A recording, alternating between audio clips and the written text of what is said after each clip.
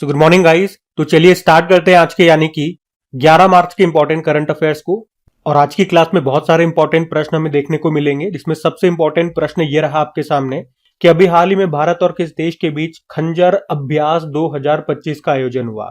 तो इसका सही उत्तर हो जाएगा किर्गिस्तान। कौन सा एक्सरसाइज है? खंजर अभ्यास 2025 में ये इसका 12वां संस्करण हुआ।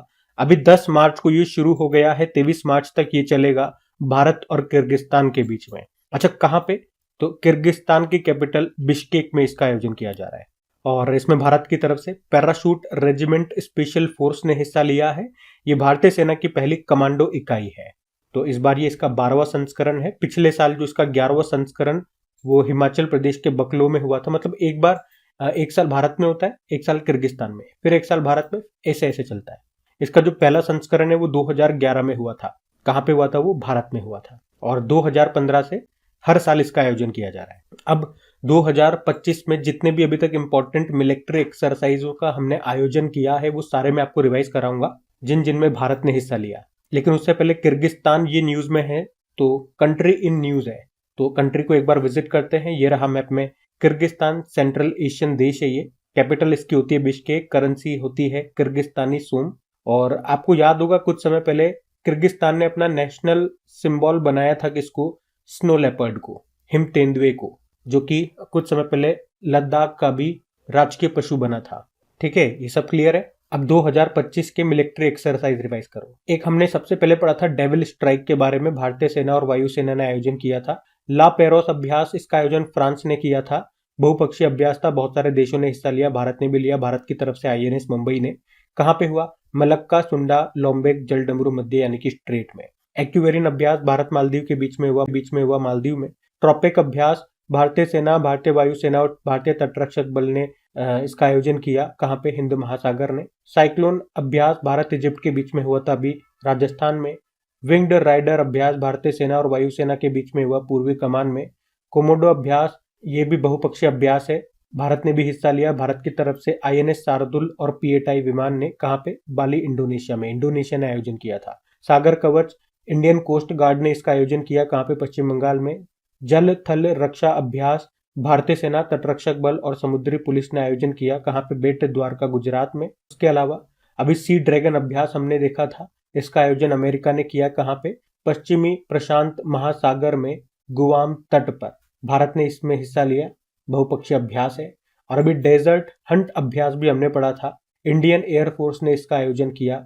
कहां पे? जोधपुर राजस्थान में। ठीक है, तो 2025 में अभी तक के सारे अभ्यास हम पढ़ चुके हैं। बार बार जब भी अभ्यास का प्रश्न, एक्सरसाइज, मिलिट्री एक्सरसाइज का प्रश्न आएगा, ये शीट में आपको बार बार रिपीट कराऊंगा, रिवाइज कराऊंगा, ताकि ये आपको याद होते चले। ठीक है, अगले प्रश्न की ओर बढ़ते हैं।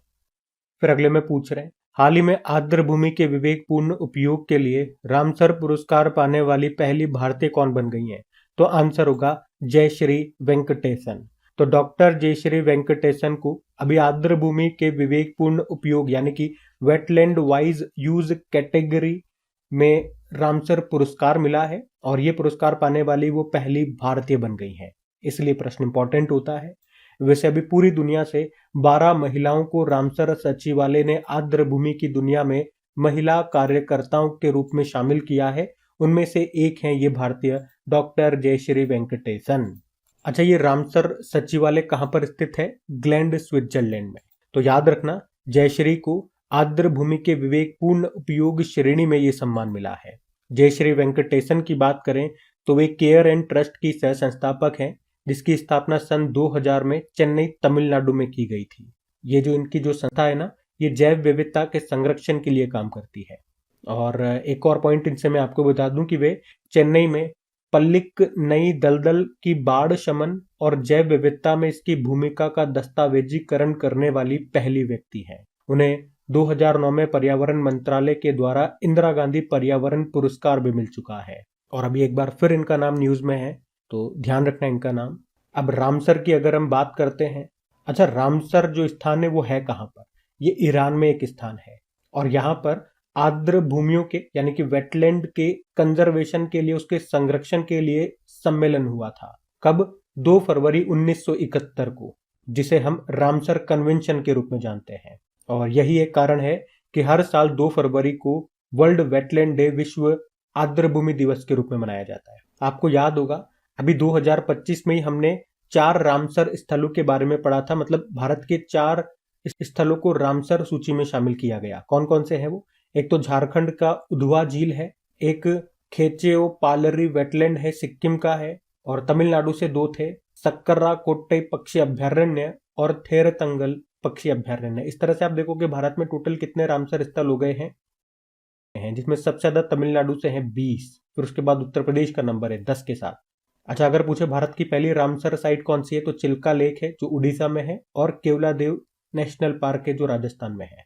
कब मिला था इन्हें रामसर का दर्जा? 1981 में। और वैसे भारत की सबसे बड़े रामसर स्थल ये पश्चिम बंगाल का सुंदरबन है। सबसे छोटा रामसर स्थल हिमाचल प्रदेश में रेणुका है। और कुछ दिन पहले हम लोगों ने पढ़ा था उदयपुर और इंदौर वेटलैंड सिटीज सर्टिफिकेट पाने वाले पहले भारतीय शहर बने थे। ठीक है, तो ये सारे पॉइंट्स आप ध्यान रखना। अगला प्रश्न देखते हैं।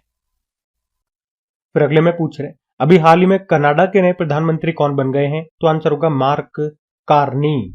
तो लिबरल पार्टी के मार्क कार्नी अभी कनाडा के नए प्रधानमंत्री बन गए हैं। वे कनाडा के 24वें नंबर के प्रधानमंत्री बने हैं। इनसे पहले कनाडा के प्रधानमंत्री कौन हुआ करते थे? जस्टिन ट्रूडो, जिन्होंने इस्तीफा दे दिया था।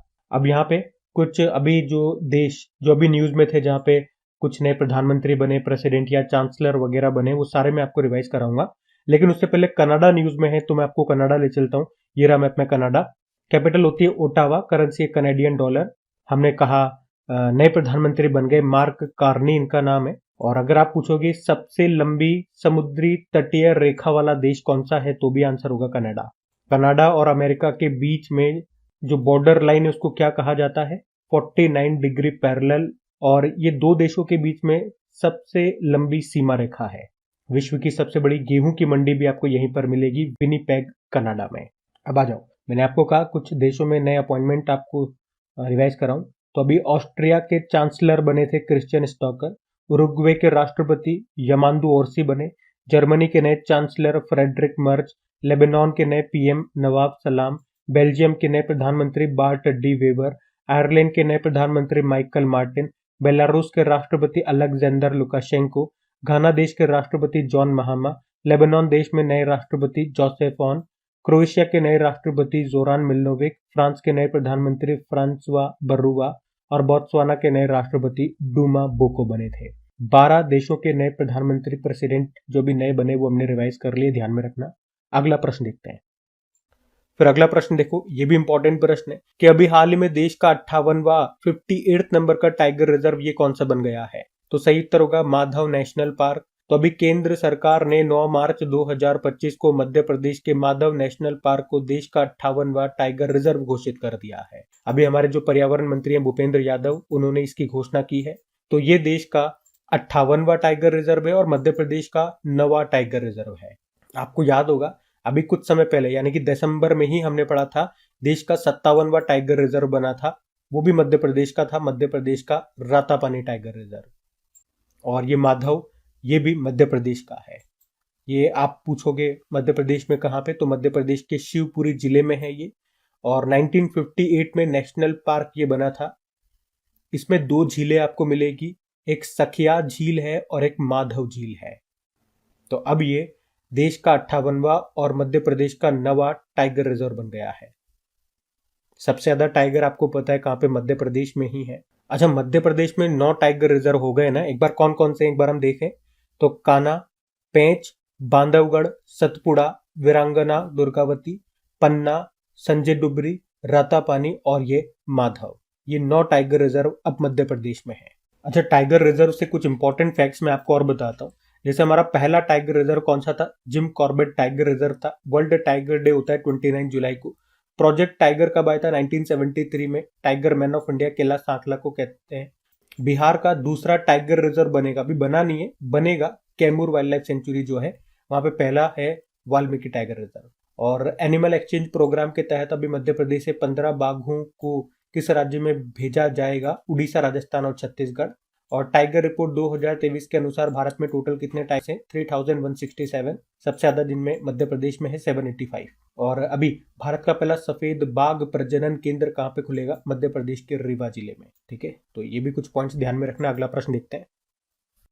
फिर अगले में पूछे अभी हाल ही में किस राज्य या यूनियन टेरिटरी ने महिला समृद्धि योजना शुरू की है? तो आंसर होगा दिल्ली। तो अभी दिल्ली सरकार ने महिला समृद्धि योजना को मंजूरी दे दी है। इसमें क्या होगा, हर महिला को हर महीने 25 रुपए की आर्थिक मदद दी जाएगी। उद्देश्य है आर्थिक रूप से कमजोर वर्ग की महिलाओं को वित्तीय सहायता देना। और इसके लिए दिल्ली सरकार ने 5100 करोड़ रुपए का बजट निर्धारित किया है। इसमें कुछ कंडीशंस भी हैं कि इस योजना का लाभ पाने वाली जो महिलाएं होंगी उनकी उम्र 18 से 60 वर्ष के बीच होनी चाहिए और उनकी पारिवारिक आय 3 लाख रुपए प्रति वर्ष से कम होनी चाहिए और वो पहले किसी दूसरी सरकारी वित्तीय सहायता योजना का लाभ नहीं ले रही हो। अगर वो इन कंडीशन के अंदर आती है महिला, तो उस महिला को इस योजना के अंतर्गत हर महीने देगी दिल्ली सरकार। अच्छा, अभी दिल्ली की नई मुख्यमंत्री बीजेपी पार्टी की बनी थी कौन? तो आंसर होगा रेखा गुप्ता। अच्छा, अब इसी तरह से जिन जिन राज्यों में महिलाओं को लेकर के या महिलाओं के लिए वित्तीय सहायता दी जाती है, कुछ कुछ योजनाएं चलाई गई हैं, हमने करंट अफेयर्स में पढ़ा है, वो सारी योजनाएं अभी मैं आपको एक साथ यहाँ पे रिवाइज कराता हूँ। तो देखो, अगर पूछे महतारी बंदना योजना ये शुरू की थी किसने? छत्तीसगढ़ ने। अच्छा, यहाँ पे ब्रैकेट में मैंने लिख दिया है इसमें हर महीने महिलाओं को कितने रुपए दिए जाते हैं वो नहीं बोल रहा हूँ मैं योजना और किसने चलाई है वो बोल रहा हूँ। लक्ष्मी भंडार योजना ये चलाई पश्चिम बंगाल ने। मुख्यमंत्री माझी लाड़की बहना योजना महाराष्ट्र ने। लाड़का भाव योजना भी महाराष्ट्र ने। लाडली बहना योजना मध्य प्रदेश। मुख्यमंत्री महिला सम्मान योजना ये दिल्ली ने। इंदिरा गांधी प्यारी बहना सुख सम्मान निधि योजना हिमाचल प्रदेश ने। मुख्यमंत्री बहन बेटी स्वावलंबन योजना या मुख्यमंत्री मैया सम्मान योजना ये झारखंड ने चलाई थी। हर घर हर गृहिणी योजना हरियाणा ने। सुभद्रा योजना उड़ीसा ने। शहीद माधो सिंह हाथ खर्चा योजना ये उड़ीसा ने चलाई थी। और मुख्यमंत्री एकल महिला स्वरोजगार योजना अभी उत्तराखंड सरकार ने चलाई है। ठीक है, तो महिलाओं को लेकर के अलग अलग राज्यों ने कुछ योजनाएं शुरू की है, वो एक साथ मैंने आपको यहाँ पे रिवाइज करवा दिया। ध्यान में रखना। अगला प्रश्न देखते हैं। फिर अगले में पूछ रहे हैं अभी अंतर्राष्ट्रीय महिला न्यायाधीश दिवस ये कब मनाया गया? तो आंसर होगा 10 मार्च को। हर साल 10 मार्च को इंटरनेशनल डे ऑफ वुमेन जजेस यानी कि अंतर्राष्ट्रीय महिला न्यायाधीश दिवस के रूप में मनाया जाता है। पहली बार इस दिन को हमने 2022 में मनाया था, तो ये इंपॉर्टेंट दिवस है, ध्यान में रखना। अच्छा, इसी तरह से महिलाओं को लेकर के कुछ और दिवस होते हैं, वो भी मैं आपको रिवाइज कर रहा हूँ। उससे पहले ये 3 इंपॉर्टेंट पॉइंट्स हैं, इनको ध्यान में रखना। जैसे हिमाचल की पहली महिला जज हमारी कौन रही? अन्ना चांडी, केरल हाईकोर्ट से। और हाईकोर्ट की पहली महिला चीफ जस्टिस पूछोगे तो लीला सेठ रही थी हिमाचल प्रदेश हाईकोर्ट से। और सुप्रीम कोर्ट की पहली महिला जज फातिमा बीबी रही थी। निधन हो चुका है वैसे इनका, पिछले साल 2024 में पद्म भूषण भी मिला था इनको। और सुप्रीम कोर्ट में अभी तक के इतिहास में कोई भी महिला चीफ जस्टिस नहीं रही है। अब महिलाओं से संबंधित कुछ दिवस मैं आपको रिवाइज कर रहा हूँ। तो एक तो अंतर्राष्ट्रीय महिला दिवस होता है, अभी 8 मार्च को मनाया था। राष्ट्रीय महिला दिवस नेशनल वुमेन डे 13 फरवरी को सरोजिनी नायडू जी की जयंती को। International day of women and girls in science ये 11 फरवरी को। एक international day of women in diplomacy कूटनीति में अंतर्राष्ट्रीय महिला दिवस होता है 24 जनवरी को। एक अंतर्राष्ट्रीय महिला न्यायाधीश दिवस जो आज हमने देखा 10 मार्च को। और एक अंतर्राष्ट्रीय ग्रामीण महिला दिवस होता है, ये 15 अक्टूबर को होता है। ठीक है, तो ये महिलाओं से संबंधित दिवस हैं, ध्यान में रखना। एक साथ मैंने आपको रिवाइज करा दी। अब वैसे ये डे वाला प्रश्न है और अभी तक मार्च में जितने भी दिन डे वाला प्रश्न आया हर बार पूरे महीने का डे मैं आपको रिवाइज करा रहा हूं। आज रिवाइज नहीं कराऊंगा, आज आपकी बारी है। मार्च में अभी तक के जितने भी इंपॉर्टेंट डेज है कमेंट बॉक्स में आपको कमेंट बॉक्स में टाइप करना है। तो मार्च में अभी तक जितने भी इंपॉर्टेंट डेज हमने बनाए आज आपको कमेंट बॉक्स में टाइप करना है और देखना है कि आपको कितने याद है उनमें से। ठीक है, हम अगले प्रश्न की ओर बढ़ते हैं। फिर अगले में पूछ रहे हैं कि अभी हाल ही में चापचार कुट महोत्सव ये कहाँ पे बनाया गया? तो आंसर हो जाएगा मिजोरम में। तो चापचार कुट महोत्सव ये मिजोरम का सबसे बड़ा और सबसे महत्वपूर्ण त्योहार है। ये मार्च के महीने के पहले सप्ताह में मनाया जाता है। अभी 2025 को ये 7 मार्च को मनाया गया। तो ये झूम खेती के खत्म होने के बाद मनाया जाता है। झूम खेती में आपको पता है क्या होता है? जंगल का एक हिस्सा जिसमें पेड़ पौधे होते हैं उसको काट दिया जाता है, साफ कर दिया जाता है, प्लेन कर दिया जाता है, फिर वहां पे वो खेती करते हैं। फिर अगली बार कोई दूसरा हिस्सा पकड़ते हैं, वहां से पेड़ पौधों को साफ कर देते हैं, फिर वहां पे खेती करते हैं। तो इसी तरह से जगह बदल बदल के ये यही प्रोसेस अपनाते हैं, इसी को झूम खेती कहा जाता है। तो चापचार कुट महोत्सव ये मिजो कम्युनिटी के द्वारा हर साल मनाया जाता है। ये प्रश्न कई बार एग्जाम में आ चुका है, तो इसको जरूर ध्यान रखना चापचार कुट महोत्सव को। अब मिजोरम में मनाया जाता है, तो ये रहा मैप में मिजोरम। कैपिटल इसकी एजोल होती है। मुख्यमंत्री है लाल दुहोमा। गवर्नर कौन है? वीके सिंह होते हैं।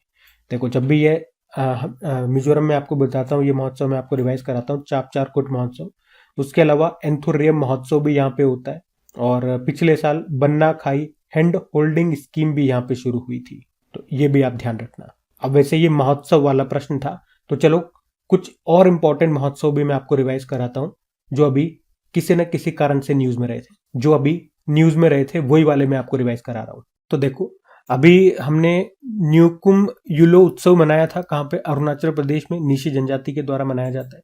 अलिये लिगोंग उत्सव असम में मनाया था मिसिंग जनजाति के द्वारा।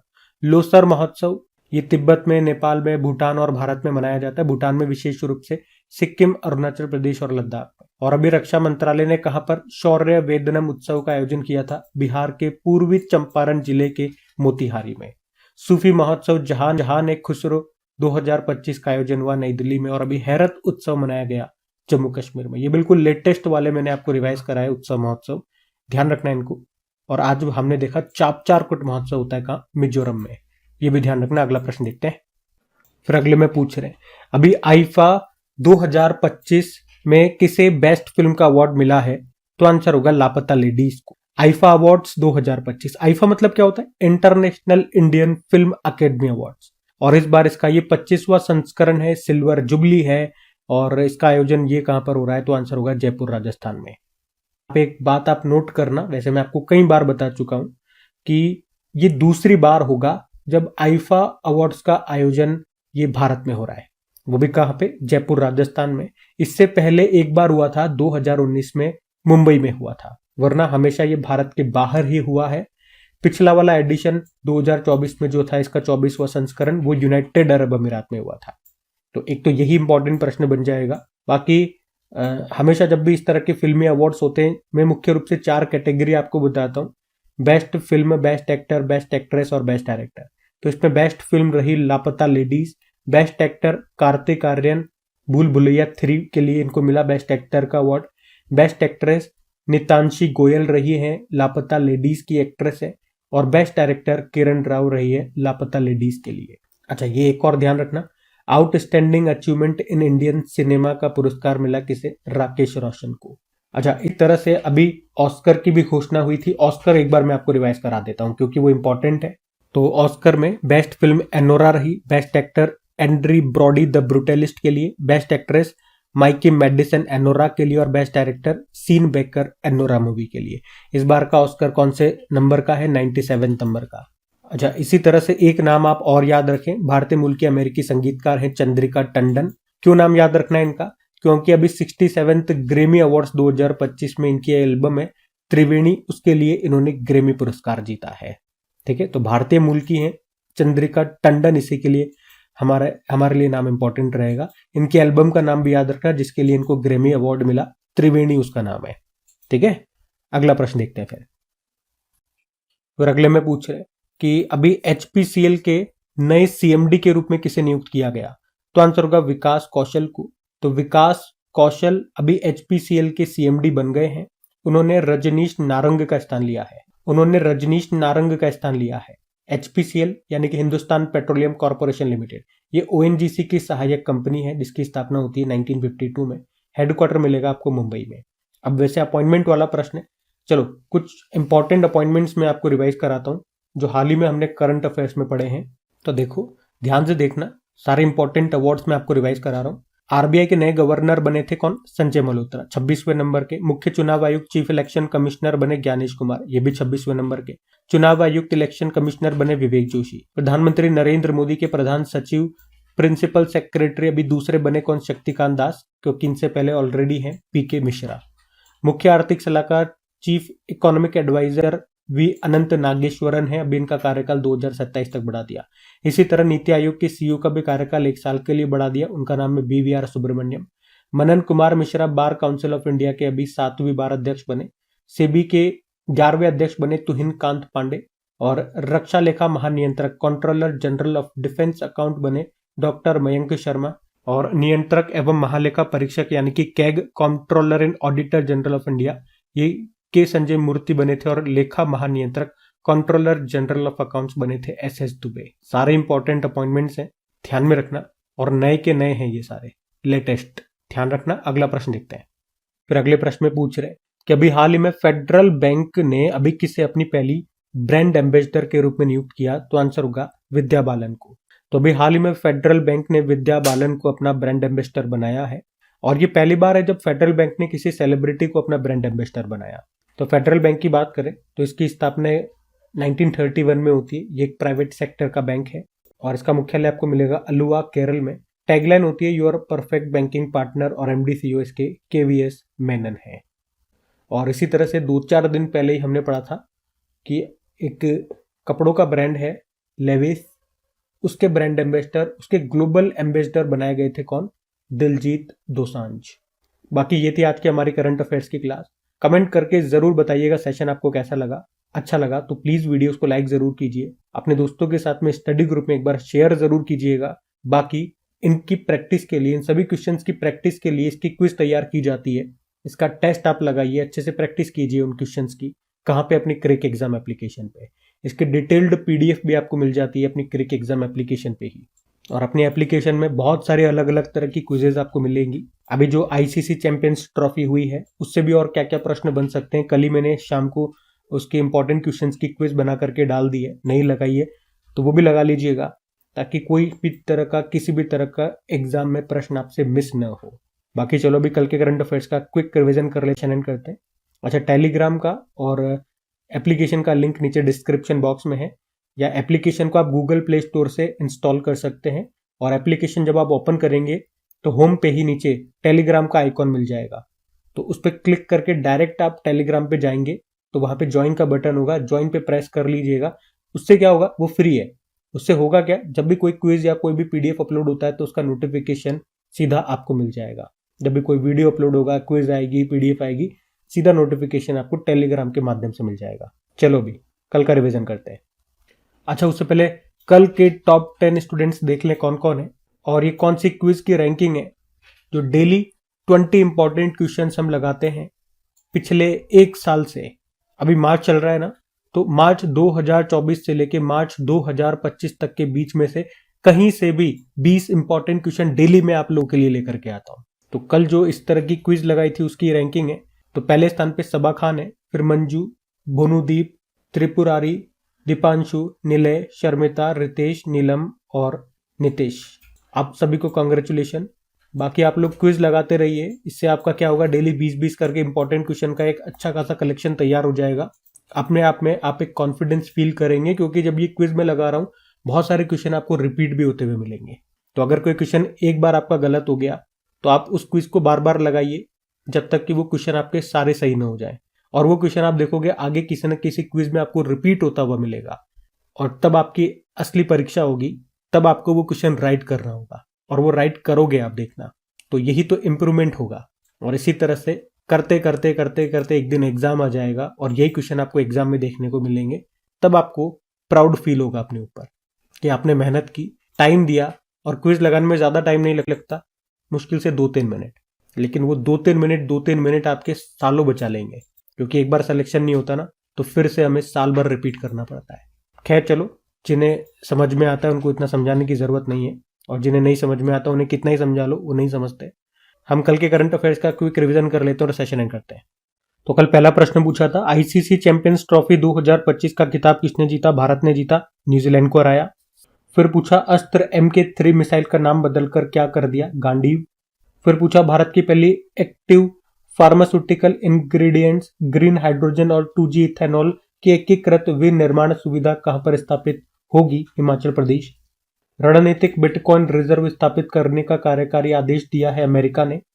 राष्ट्रीय पशुधन मिशन के तहत गो समृद्धि मवेशी बीमा योजना कहां शुरू हुई? केरल।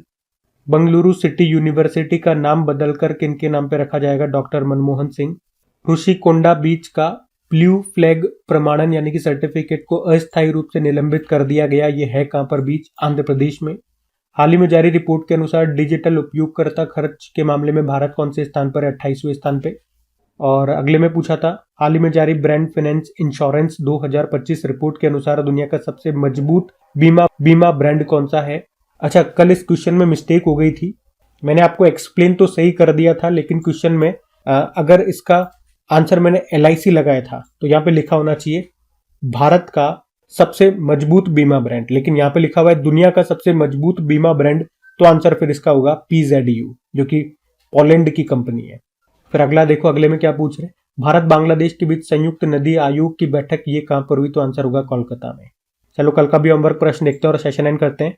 तो कल के वीडियो में आपसे पूछा था दुनिया की पहली CNG मोटरसाइकिल अभी लॉन्च करने की घोषणा किसने की है, तो आंसर होगा बजाज ऑटो। आप सभी ने प्रश्न का बिल्कुल सही उत्तर दिया। अब ये रहा आज का आपका होमवर्क प्रश्न।